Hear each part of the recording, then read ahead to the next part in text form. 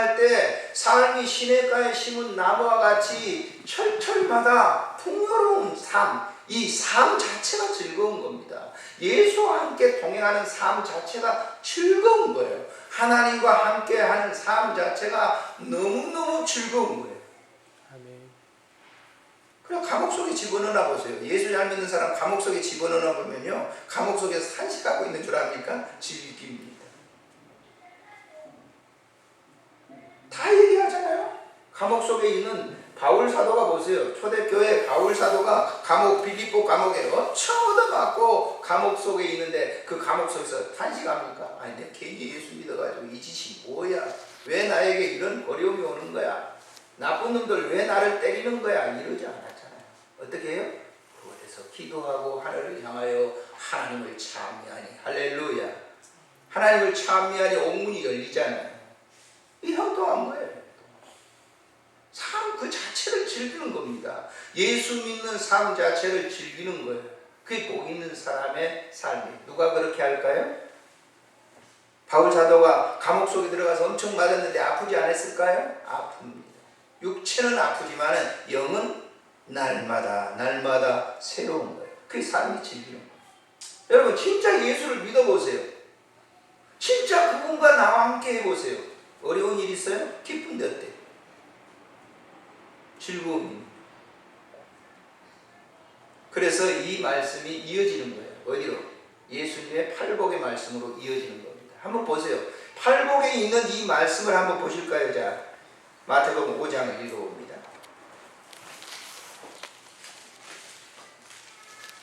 3절부터 읽겠습니다. 시작. 심령이 가난한 자는 복이 있나니 천국이 그들의 것이니, 애통하는 자는 복이 있나니 그들의 위로를 받을 것이니, 온유한 자는 복이 있나니 그들이 땅을 기업으로 받을 것이니, 의에 줄이고 목마른 자는 복이 있나니 그들이 배부를 것이니, 긍휼히 여기는 자는 복이 있나니 그들이 긍휼히 여김을 받을 것이니, 마음이 청결한 자는 복이 있나니 그들이 하나님을 볼 것이니, 화평케 하는 자는 복이 있나니 그들이 하나님의 아들이라 일컬음을 받을 것이니, 의를 위하여 박해를 받는 자는 복이 있나니 천국이 그들의 것이니라.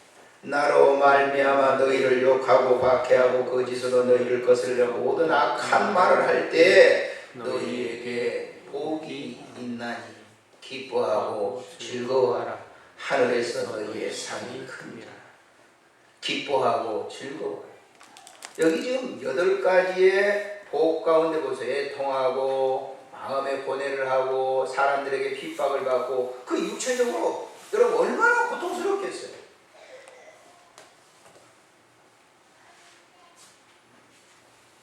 그런데 그런 사람들에게 하나님의 나라가 있다는 거예요. 의를 위하여 핍박을 받는 자는 복이 있나니, 애통하는 자는 복이 있나니. 근데 이 애통하면서 그 안에 뭐가 있어요? 주님이 계시는 거예요. 주님. 그래서 바울 사도가 보세요. 바울 사도가 빌립보서를 보면서 이런 사상을 고스란히 물려받았기 때문에 빌립보서에 보면 기뻐하라라고 하는 말이 8번이나 있어요. 8번. 항상 그것도 쉬지 말고 기도하고 항상 기뻐하라. 항상 기뻐. 데살로니가 교인들에게는 항상 기뻐하라. 빌립보 교인들에게는 항상 매사 기뻐하라. 그러면 바울 사도가 이 편지를 쓸 때 어느 곳에 있었어요? 바울 사도가 이 빌립보서를 쓸 때 어느 곳에? 로마 감옥에 있었어요. 로마 감옥에서 있더란 말이에요. 그런데 이 빌립보 교인들에게 기뻐하라. 나는 기쁘다라고 합니다. 자기는 이 기쁨을 빼앗을 자가 없다라고 합니다. 즐거운 거예요. 그 삶의 엔조이죠. 즐거움을 느끼는 거예요. 신앙의 엔조이. 누가 그렇게 주시나요? 누가 그렇게 주실까요? 하나님이 주시는 거예요.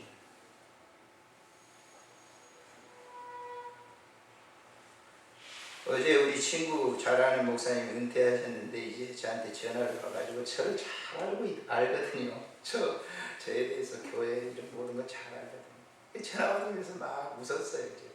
근데 박 목사는 도대체 뭐가 그렇게 기뻐 그러더라고요. 그리고 날마다 울고 있을까요? 내가 그랬어요.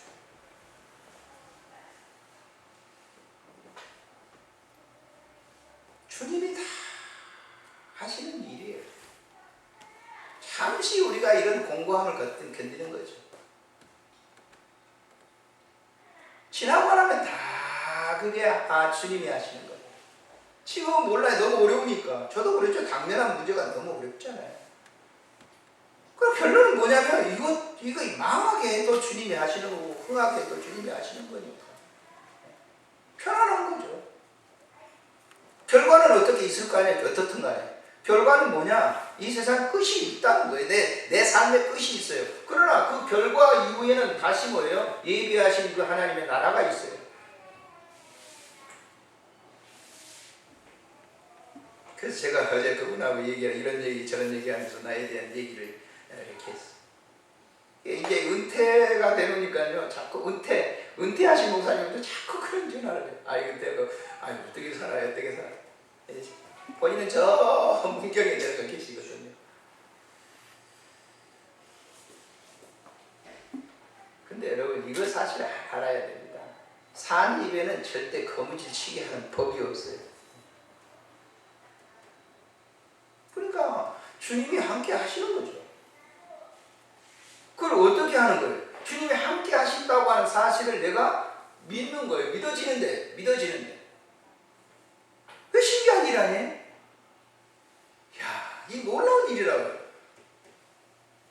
대부분의 많은 사람들이 어려움이 있고 그러게 되면 나에 팽개치고 불평하고 사람을 원망하고, 어제도 잠시 어떤 저 추모하는 그거에 대해서 참 자녀가 그렇게 얘기를 해야 될까라고 하는 그런 생각을 제가 가졌습니다만, 보세요. 그 삶이 매여 있는 거죠. 몇 년, 6년 전에 있는 삶이 아주 이 마음속에 매여 있잖아요. 그 행복한 삶이 아니에요. 불행하죠.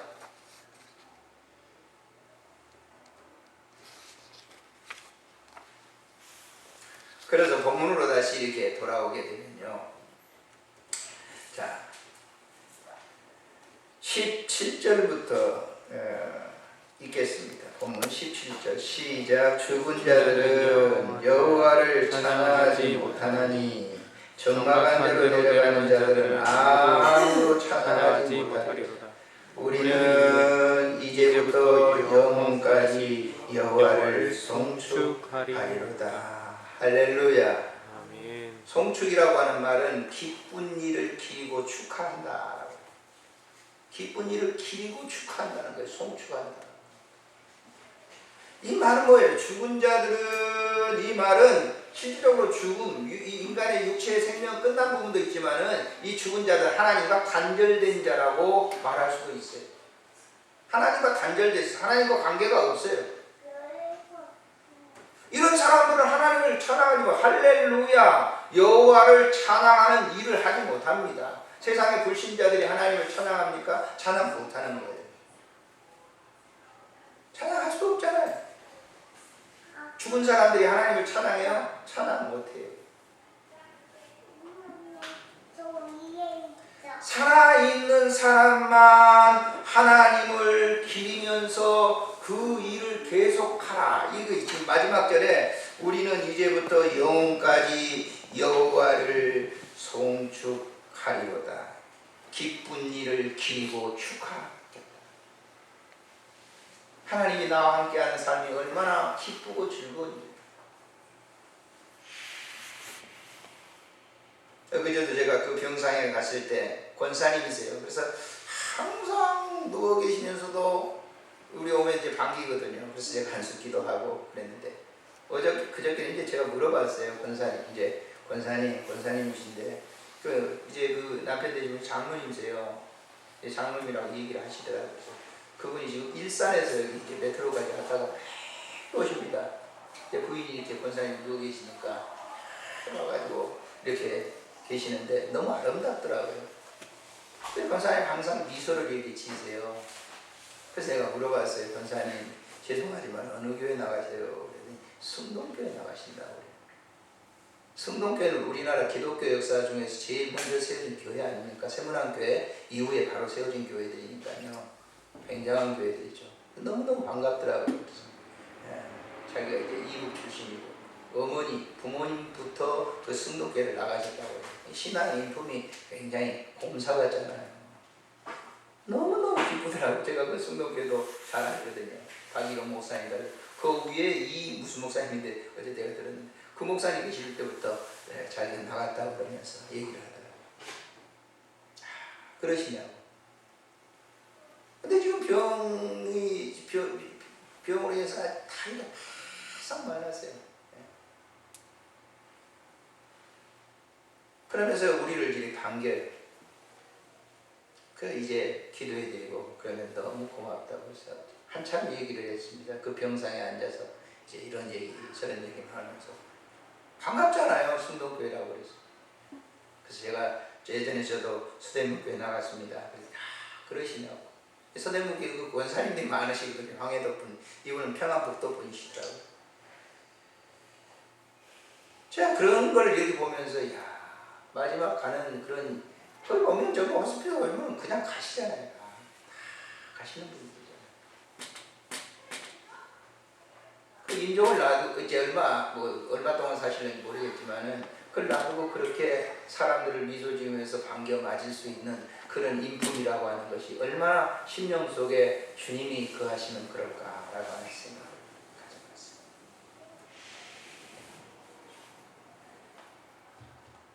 그러니까 이 고통 속에 있다고 해도 주님이 함께하면 설레는 거예요. 가슴이 막 기쁜 거예요. 시편 126편 이 1절부터 보면은 이 시편 126편의 저자는 어떤 사람이냐? 저 바벨론에서 이제 포로 잡혀 있다가 본국으로 돌아가는 그런 상황을 노래한 사람인데 1절에 보면요. 여호와께서 시온의 포로를 돌려보내실 때 우리는 꿈꾸는 것 같았도다. 2절에 보면 그때에 우리 입에는 웃음이 가득하고 우리 혀에는 찬양이 찼었도다 그러고 있어요. 얼마나 감격스러우니까. 그들이 보세요. 본국으로 돌아가려고 하면 6개월 이상 걸어가야 되는 것이고 어떻게 보면 굉장히 고통스러운 것이죠. 그런데 우리는 꿈꾸는 것 같았어. 하나님 우리와 함께 계셔. 그리고 그는 고백하기를 그때에 우리의 입에는 웃음이 가득하고 우리의 혀에는 찬양이 찼었다. 즐거운 거예요. 앞으로 지금 걸어가는 험난한 길이 있다 할지라도 주님이 지금 나와 함께 하기 때문에 나는 기쁘다. 나는 즐겁다. 신앙생활하는 맛이 바로 여기에 있는 겁니다. 사랑하는 성도들이여, 여러분 지금 가정 앞에 크고 작은 일들이 저를 포함해서 다 있어요. 어떻게 보면 절망된 일이, 절벽과 같은 일이 있을 수 있어요. 벼랑 끝에 서가지고 밑에 보면 낭떠러지 같은 그런 그 감정을 갖는 그런 분들도 있을 거예요. 그러나 주님이 함께 계시면 그 자체가 즐거운 겁니다. 기쁨입니다.